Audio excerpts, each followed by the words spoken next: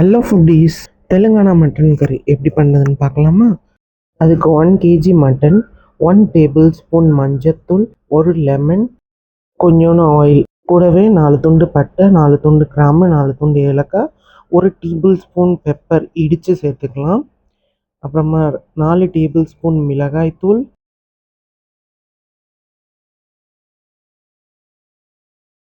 2 table spoon மல்லித்தூள், 1/2 table spoon ஜீரகத்தூள், கொஞ்சோண்டு பிரியாணி இலை, 1 வெங்காயம், 1 1/2 தக்காளி, இதெல்லாம் சேர்த்து நல்லா மிக்ஸ் பண்ணிக்கலாம். மிக்ஸ் பண்ண எல்லாத்தையும் ஒரு 2 hours கிட்ட ஊற வச்சுக்கலாம். ஸோ இப்போ கடாயில் ஒரு 3 டேபிள் ஸ்பூன் எண்ணெய் ஊற்றி இந்த ஊற வச்சுருந்த மட்டனை போட்டு நல்லா சூடேறுற வரைக்கும் வதக்கிக்கலாம்.